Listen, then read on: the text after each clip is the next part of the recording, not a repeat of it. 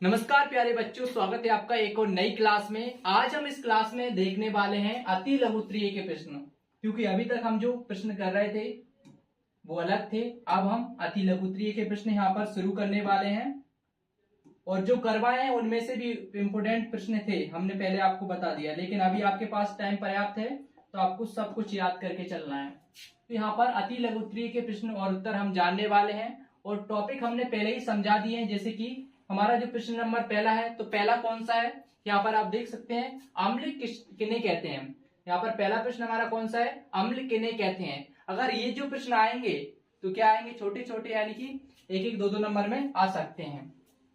तो यहाँ पर ये जो अम्ल किन्हें कहते हैं, तो इसका आंसर क्या है, अम्ल वे पदार्थ जो स्वाद में कैसे होते हैं, खट्टे होते हैं तथा नीले लिटमस पत्र को क्या करते हैं, लाल करते हैं, और ये क्या कहलाते हैं, अम्ल कहलाते हैं। तो इतना सा आपको इसमें लिखना है, ज्यादा कुछ लिखना नहीं है। अब अम्ल क्या होते हैं आसानी के साथ, मैंने एक पिछली क्लास में डिटेल में पूरी क्लास हमने अम्ल और क्षार को लेकर हुई थी, पीएच स्केल के बारे में भी समझाया था। उस क्लास में हमने आपको बताया था कौन से अम्ल होते हैं, कौन से पदार्थ क्षार होते हैं और इनके क्या गुण होते हैं, गुण विशेषता है, हमने सब कुछ बताए थे। और पीएच स्केल के माध्यम से आपको समझाया था कि कितने पीएच तक मान विलयन जो होता है वो अम्ल कहलाता है और क्षार कौन सा विलयन कहलाता है, कितने पीएच मान होना चाहिए क्षार का, तो वो सभी हमने पढ़ रखा है। अगर आप इस क्लास को बीच में देख रहे हैं और अगर आपने पिछली क्लास नहीं देखी है तो वो पिछली क्लास जरूर देख लेना, क्योंकि तभी आपको समझ में आएगा। जैसे कि अम्ल, क्षारक एवं लवण के बारे में पढ़ रहे हैं, तो हमारी पहली क्लास कौन सी होती है, बेसिक क्लास रहती है, जिसमें हम सब कुछ डिटेल में बताते हैं। तो उस क्लास को देखना बहुत इंपॉर्टेंट है, तभी आगे की चीज हमें समझ में आएंगी। ठीक है, तो हमें उम्मीद है कि सभी देख रहे होंगे, सभी बच्चे। और इसके बाद में हमारा सेकंड वाला जो प्रश्न है, अब वो क्या है, क्षारक किन्हें कहते हैं। अब क्षारक किन्हें कहते हैं वो भी हमने पिछली क्लास में बता रखा है, इसलिए समझाने की आवश्यकता नहीं है, क्योंकि हर बार हर क्लास में थोड़ी समझाएंगे आपको, हमने पिछली क्लास में समझा रखा है क्षारक किन्हें कहते हैं। क्षारक, इसका आंसर हम पढ़ लेते हैं। क्षारक वे पदार्थ जो स्वाद में कैसे होते हैं, तीखे होते हैं या कड़वे होते हैं।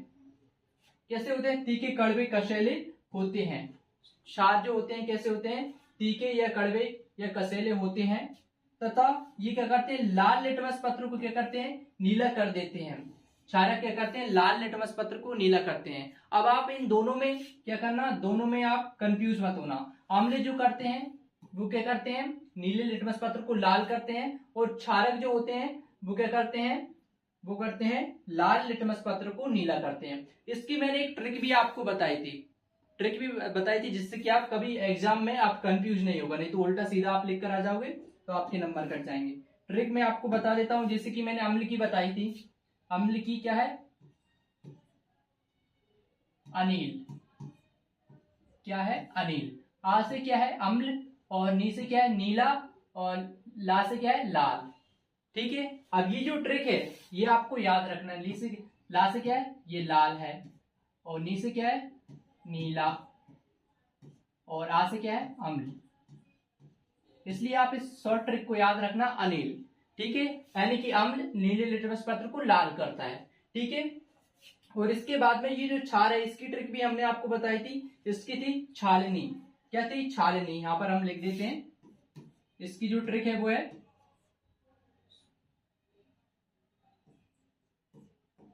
छालनी। अब ये तो लड़का का नाम रहा, अम्ल मतलब अनिल और छालनी मतलब क्षार। ठीक है, ये ट्रिक है आपकी। तो छा से क्या है, क्षार आ जाएगा, क्षारक, और ला से क्या आ जाएगा, लाल, और नी से क्या आ जाएगा, नीला। ठीक है, नीला। तो यहां पर ये छा से क्या आ रहा है, क्षारक आ रहा है। ठीक है, यहां पर ये क्षारक लाल लिटमस पत्र को कैसा कर रहा है, नीला कर रहा है। तो इस ट्रिक से आपको याद रख लेना। जब भी आप कंफ्यूज हो आपके एग्जाम में कि अम्ल कौन से लिटमस पत्र को कैसे कैसे में बदलता है, किस रंग में बदलता है, तो आपको सिर्फ याद रखना है अम्ल मतलब अनिल और क्षार मतलब छालनी। क्या है, क्षार मतलब छालनी, अम्ल मतलब अनिल। ये ट्रिक आप याद रख लोगे तो आप कंफ्यूज नहीं होगे कि कौन से लिटमस पत्र को किस रंग में बदलता है कौन। ठीक है, इतना समझ में आ गया। ये फालतू की चीज हम हटा देते हैं, जैसे कि ये सिर्फ आपके लिए समझाने के लिए थी।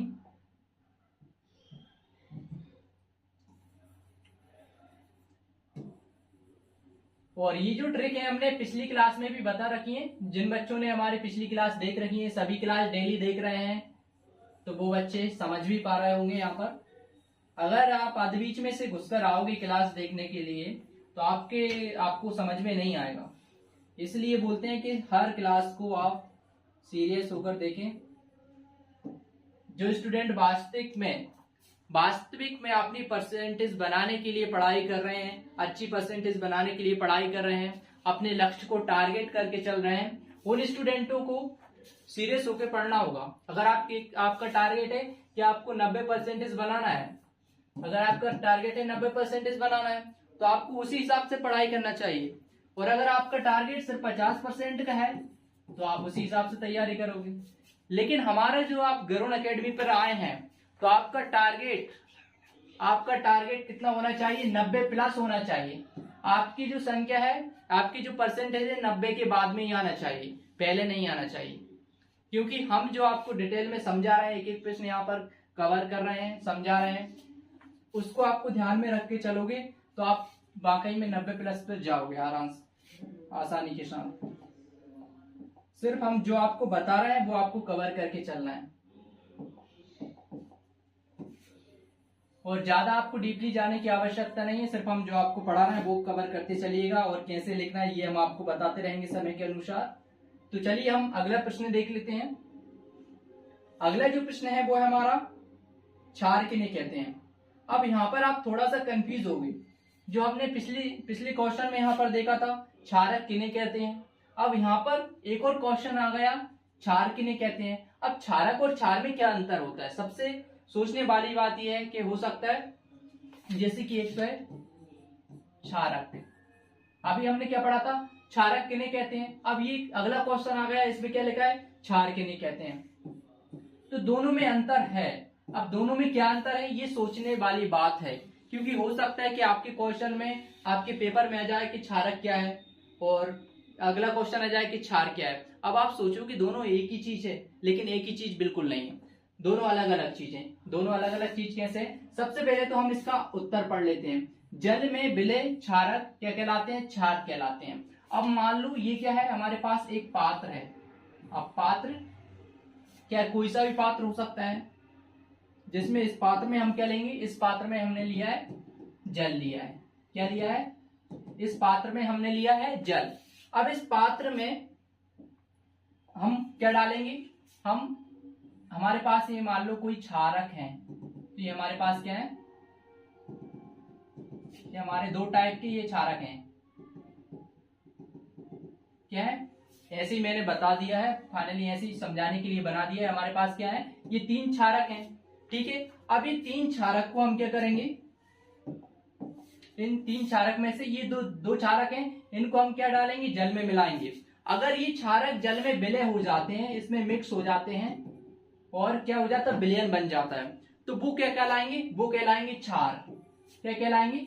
वो कहलाएंगे क्षार। यानी कि जो क्षारक जल में विलय हो जाते हैं, घुल जाते हैं जल के अंदर, वो कहलाते हैं क्षार। अब इसको, अगर इस क्षारक को हम डालेंगे इसके अंदर, तो ये क्या होगा, ये नहीं होगा विलय।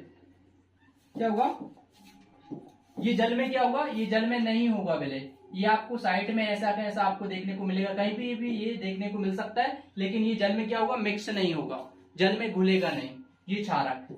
तो इसलिए जो क्षारक जल में घुल जाते हैं, जो क्षारक क्या करते हैं, जल के अंदर घुल जाते हैं, वो कहलाते हैं क्षार कहलाते हैं। इतना समझ में आ रहा है? और लेकिन जो सभी क्षार होते हैं वो जल के अंदर घुल जाते हैं, ये तो कंफर्म है। लेकिन जो सभी क्षारक जो हैं, क्या है, जो सभी क्षारक हैं वो जल के अंदर नहीं घुलते हैं। तो यहाँ पर आपको 3 क्षारक हमने लिए थे, इसमें से 2 क्षार तो घुल गए, लेकिन ये तीसरा नहीं घुला। ऐसे कई सारे क्षारक होते हैं जिसका उदाहरण आपको जो पीडीएफ होगी उसमें आपको मिल जाएंगे सभी उदाहरण। और इसके बाद में ये मात्र समझाने के लिए था, क्योंकि स्टूडेंटों के माइंड में ये बात चली जाए कि क्षारक क्या होते हैं और क्षार क्या होते हैं। यहाँ पर आप देख सकते हैं, जल में विलय क्षारक क्या कहलाते हैं, क्षार कहलाते हैं। जो जल में विलय हो जाते हैं वो क्या कहलाते हैं, वो क्षारक क्या कहलाते हैं, क्षार कहलाते हैं। इतना ही समझने के लिए था, यहाँ पर ज्यादा कुछ है नहीं, और आपको अच्छे से समझ में आ गया होगा। क्योंकि जब तक हम थोड़ा सा एग्जाम्पल के तौर पर नहीं समझते हैं तो किसी भी स्टूडेंट को समझ में नहीं आता है, समझ में आता है वो रट लेता है और बाद में उसको दिक्कत होती है। तो वो दिक्कत हमको पालना ही नहीं है ना, इसलिए हमको क्लियर करके चलना अपने माइंड में। यानी कि जो क्षारक जल के अंदर विलय हो जाते हैं वो कहलाते हैं क्षार कहलाते हैं, और जो सभी क्षार जो होते हैं वो क्या कहलाते हैं, वो सभी क्षार जो होते हैं वो क्षारक होते हैं, लेकिन जो सभी क्षारक होते हैं वो क्षार नहीं होते, क्योंकि जो जल के अंदर विलय होता है वही क्षार कहलाता है। इतना समझना है। चलिए आगे बढ़ते हैं, लेकिन इससे पहले इसको साफ कर देते हैं।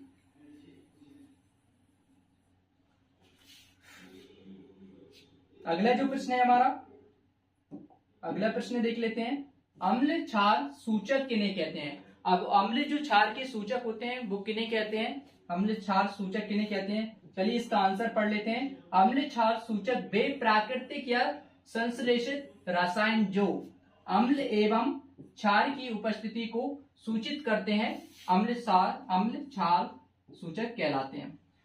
तो इसमें ज्यादा कुछ विशेष है नहीं, सिंपल सा लिखा है अम्ल क्षार सूचक किन्हें कहते हैं? जो अम्ल और क्षार की पहचान करते हैं। तो ऐसे सूचक क्या कहलाते हैं? ऐसे सूचक क्या कहलाते हैं? अम्ल क्षार सूचक कहलाते हैं। इसमें ज्यादा कुछ समझने वाली बात है नहीं, और छोटे छोटे प्रश्न है, इतने ज्यादा आपको डीपली जाने की आवश्यकता नहीं है। और इसके बाद में तनुकरण आ जाता है हमारा अगला प्रश्न। अगला 5वां प्रश्न है वो है तनुकरण। तनुकरण से क्या समझते हो? तो तनुकरण क्या होता है? तो हमने तनु विलयन और सांद्र विलयन के बारे में आपको पढ़ा था। अगर आपने बुक क्लास देखी होगी तो आप तनुकरण से आप मतलब समझ रहे होंगे, क्योंकि अगर आपने पिछली क्लास नहीं देखी है, तनु विलयन और सांद्र विलयन को लेकर जो क्लास हुई थी उस क्लास को जरूर देख लेना। और इसके बाद में इसका उत्तर हम पढ़ लेते हैं। तो तनुकरण जल में अम्ल या क्षारक मिलाने से विलयन में H3O पॉजिटिव अथवा OH नेगेटिव आयन को सांद्रता कम हो जाती है। इस प्रक्रिया को तनुकरण कहते हैं। अब ये जो तनुकरण है इसको लेकर हमने पिछली क्लास में विस्तार से समझाया है, इसलिए हम इसको नहीं समझाएंगे, क्योंकि हमने पिछली क्लास में आपको तनुकरण के बारे में बता दिया है कैसे ये हाइड्रोनियम आयन बनते हैं, और इसके बाद में OH नेगेटिव आयन को सांद्रता जो होती है वो कम हो जाती है। कैसे कम हो जाती है बिल्कुल बकायदा हमने एग्जाम्पल देकर डायग्राम बनाकर आपको समझाया है, इसलिए आपने पिछली क्लास नहीं देखी है तो वो देख लेना, क्योंकि जो तनुकरण का क्वेश्चन था वो निकल चुका है, उसको भी हमने डिटेल में कवर किया है। तो उस क्वेश्चन को देख लेना, तनुकरण क्या कहलाता है, क्योंकि इसमें हम टाइम वेस्ट आप नहीं करेंगे, क्योंकि वो रिकॉर्डेड क्लास है, आप आसानी से चाहे जाकर देख सकते हैं। और अगर आप रेगुलर क्लास देख रहे होंगे तो आपको पता होगा। और इसके बाद में चलते हैं गंधीय सूचक। अगला जो प्रश्न है वो क्या है? गंधीय सूचक किन्हें कहते हैं और इसकी क्या उपयोगिता है? तो गंधीय सूचक किन्हें कहते हैं और इसकी उपयोगिता क्या है? तो इसका आंसर भी हम देख लेते हैं। इसका आंसर है गंधीय सूचक कुछ पदार्थ ऐसे होते हैं जिनकी गंध अम्लीय या क्षारकीय माध्यम में बदलने पर बदल जाती है। कैसी होती है? गंध जो होती है अम्लीय या क्षारकीय माध्यम में बदलने पर बदल जाती है, और ऐसे पदार्थ जो होते हैं वो गंधीय सूचक कहलाते हैं। ये सूचक दृष्टिबाधित छात्रों को अम्ल क्षारों की पहचान में सहायक होते हैं। तो जैसे कि मान लो कोई पदार्थ है, कोई अम्लीय है या क्षारीय है, तो जो दृष्टिबाधित छात्र होते हैं, दृष्टिबाधित यानी कि जिनको दिखता नहीं है, दृष्टिबाधित छात्र यानी कि जिनको दिखता नहीं है, अब वो कैसे पहचान कर सकते हैं कोई पदार्थ अम्लीय है या क्षारीय है? तो इसके लिए यहाँ पर गंधीय सूचक के माध्यम से ये जो छात्र होते हैं पता लगाते हैं गंध के माध्यम से।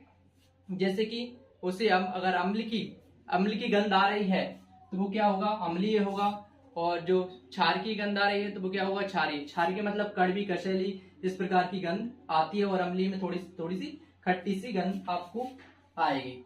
तो गंध के माध्यम से जो दृष्टिबाधित छात्र होते हैं जिनको आंखों से दिखता नहीं है वो छात्र दृष्टिबाधित कहलाते हैं। दृष्टिबाधित तो वो छात्र क्या करते हैं? वो छात्र गंध के माध्यम से अम्लीय और क्षारीयता का पता लगाते हैं। तो यही यहाँ पर लिखा हुआ है। तो गंधीय सूचक किन्हें कहते हैं, इसकी क्या उपयोगिता है? तो आपको उपयोगिता के बारे में भी पता चल गया यानी कि जो दृष्टिबाधित छात्र हैं वो पहचान करते हैं।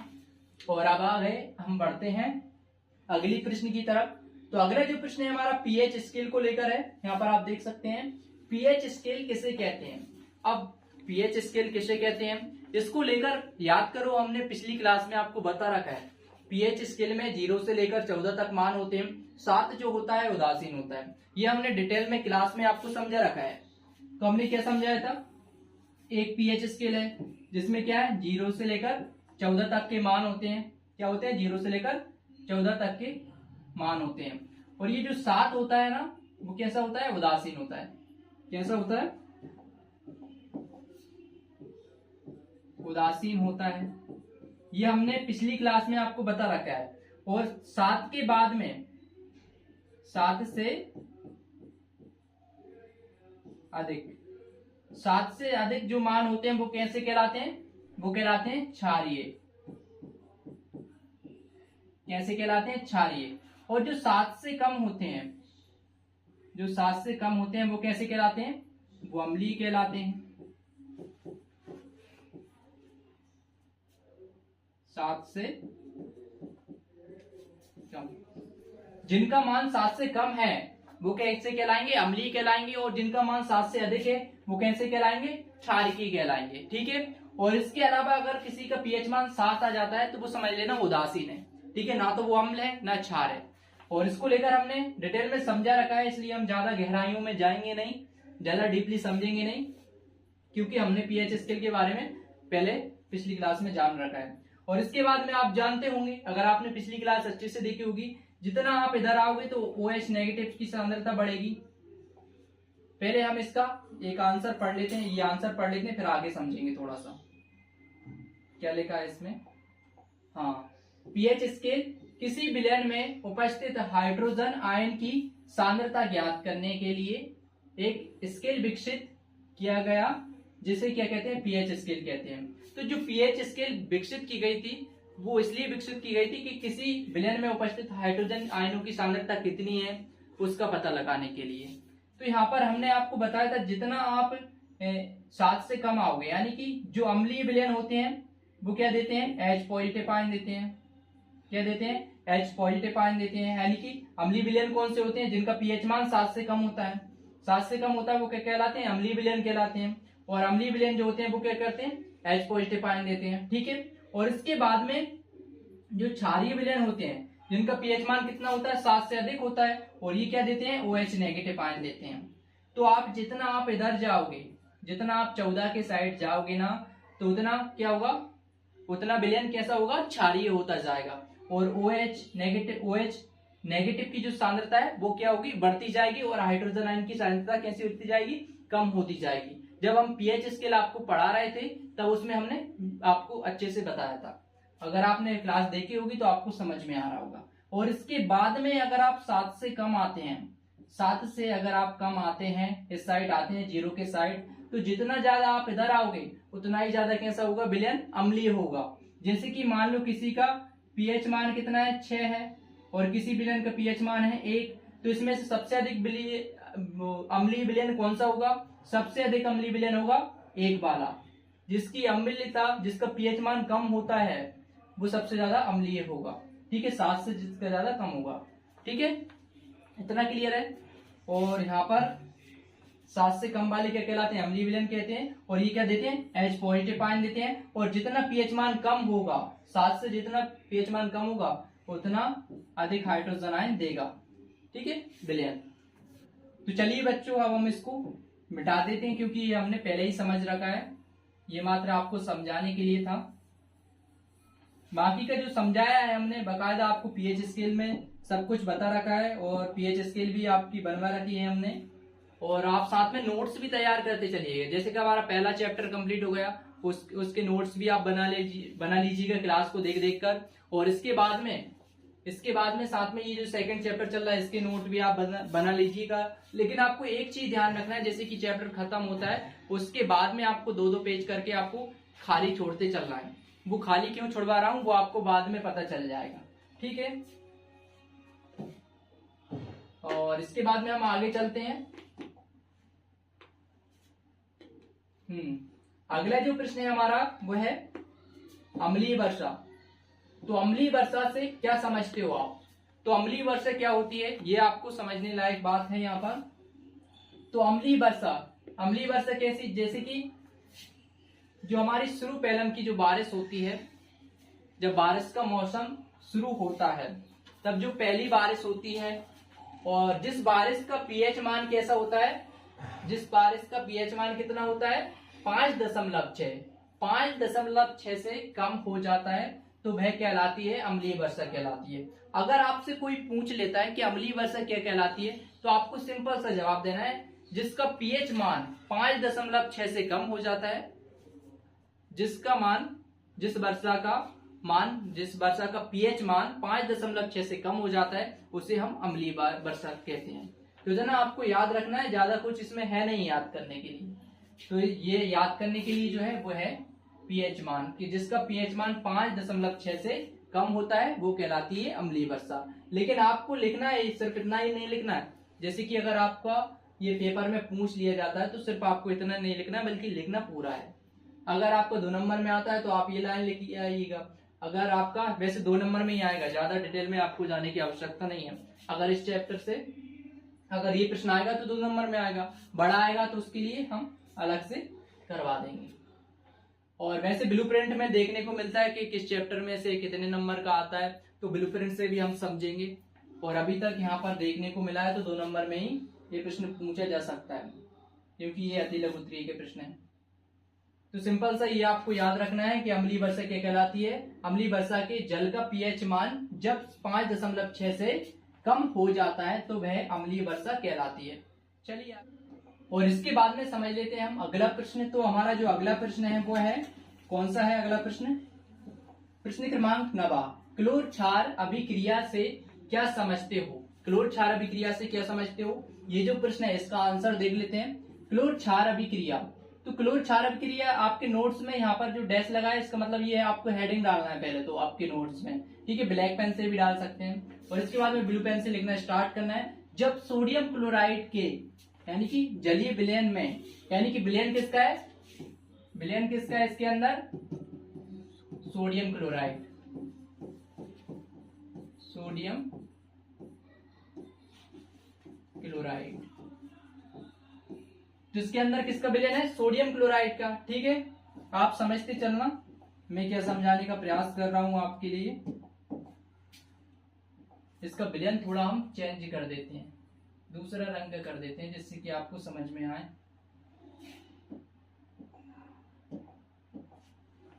पहले तो हम एक पात्र ले लेते हैं, पात्र के बाद में इसके अंदर थोड़ा सा विलयन भर देते हैं। हाँ, क्लोर क्षार अभिक्रिया जब सोडियम क्लोराइड के जलीय विलयन में विद्युत धारा प्रवाहित की जाती है। अब इसमें कौन सा विलयन भरा हुआ है, इसमें भरा हुआ है सोडियम क्लोराइड का विलयन। अगर इसमें क्या की जाए, इसमें विद्युत धारा प्रभावित की जाए तो विद्युत धारा प्लस माइनस की होती है, आपको पता हो, एक अर्थिंग होता है एक फीस होता है।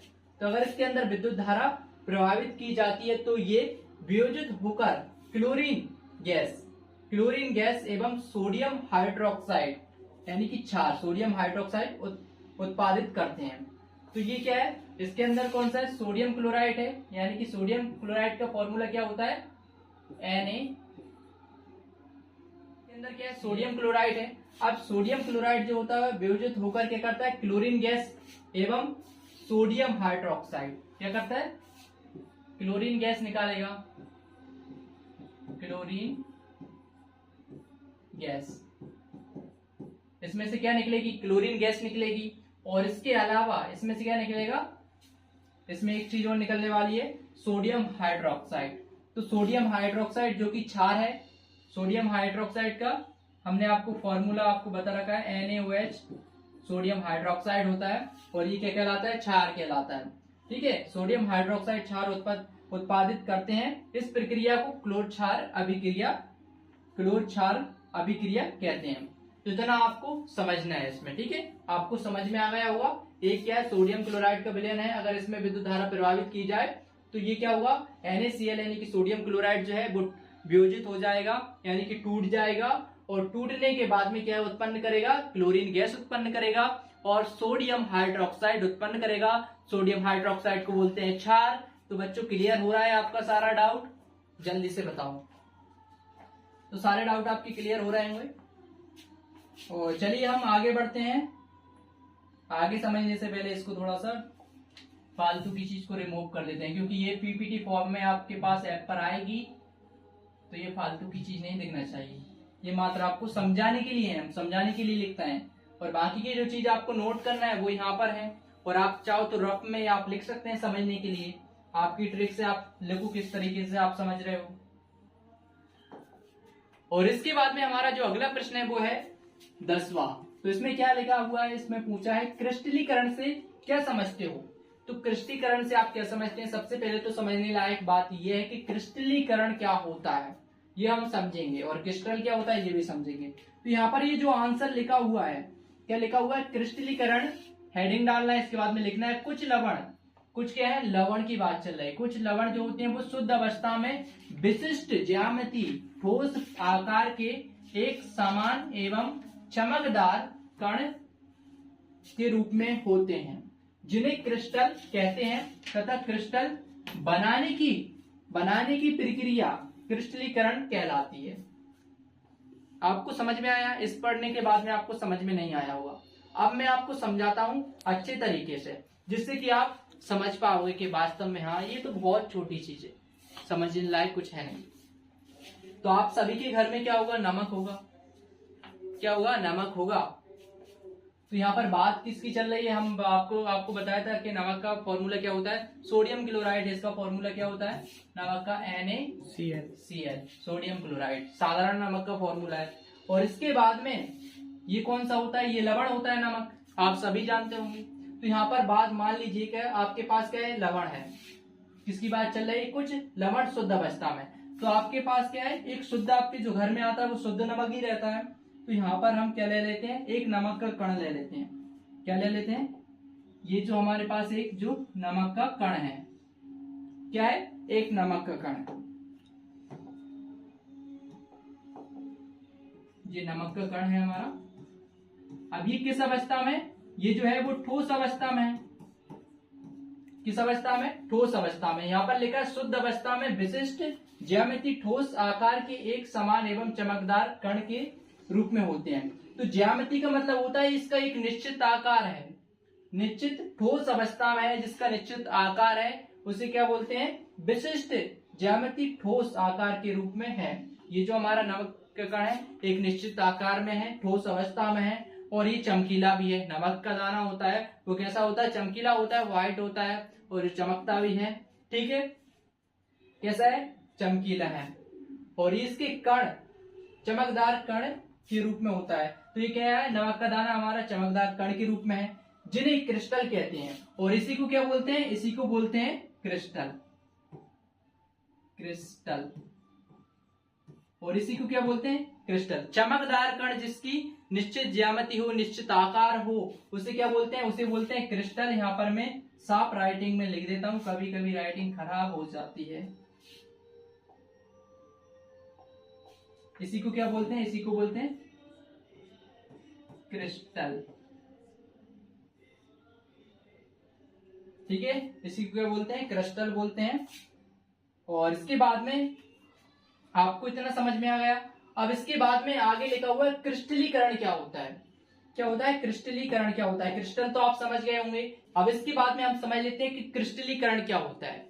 तो क्रिस्टलीकरण, जैसे कि हमारे पास जो नमक आता है वो कहां से आता है, कहां से बनकर आता है, वो आता है समुद्र से प्राप्त होता है। समुद्र का पानी जो होता है वो खारा होता है, सभी को पता है। और जो नमक है वो भी समुद्र से बनकर आता है। अब समुद्र से बनाने की जो प्रक्रिया है नमक की, उसी को बोलेंगे क्रिस्टलीकरण। अब मान लो ये क्या है, यहां पर मैं आपको बता देता हूं, थोड़ा सा और समझा देता हूं। अब ये मान लो क्या है, समुद्र है। ठीक है, अभी हमारा क्या है, समुद्र बह रहा है। अब इस समुद्र में खारा पानी है। अब इस खारे पानी को आइट साइड में जो घाट होते हैं, घाट होती हैं, तो वहां पर रेत होती है। उस रेत के ऊपर क्या बनाई जाती है, थोड़ी सी तलैया सी बना दी जाती हैं। और इसमें जो पानी आता है एकत्रित हो जाता है, इसके बाद में पानी सोख लेते हैं। इसके बाद में जो क्रिस्टल बचते हैं, नमक के कण जो बचते हैं वो एकत्रित कर लिए जाते हैं। और जैसे ही कणों को एकत्रित कर लिया जाता है बहुत सारी मात्रा में, ये क्या होता है, नमक को एकत्रित कर लिया जाता है।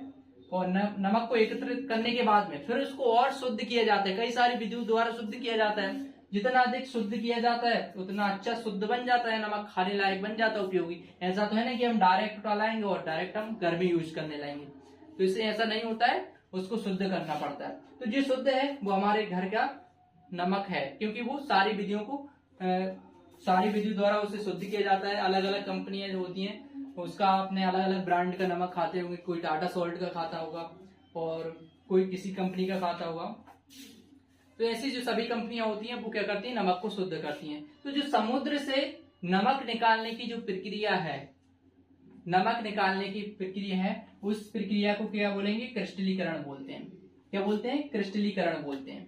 ठीक है, आपको समझ में आ गया, क्योंकि समुद्र में पानी है, पानी में से ये ठोस अवस्था में क्या कर रहे हैं, हम प्राप्त कर रहे हैं, ठोस अवस्था में कण प्राप्त कर रहे हैं, ठोस अवस्था में। तो ये क्रिस्टलीकरण है, इस प्रक्रिया को जो कहते हैं क्रिस्टलीकरण की प्रक्रिया बोलते हैं। ठीक है, इतना समझ में आया। एक और उदाहरण दे दूं, अगर ये समझ में नहीं आया तो एक और उदाहरण दे देता हूं।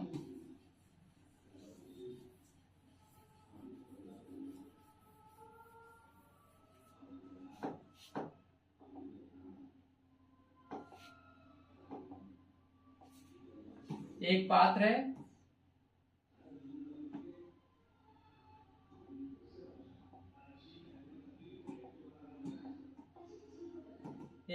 इस पात्र के अंदर क्या भरा हुआ है, जल भरा हुआ है। और इसमें क्या मिला हुआ है, इसमें मिली हुई है कोई सा भी नमक मिला, मतलब इसमें नमक के कण मिले हुए हैं।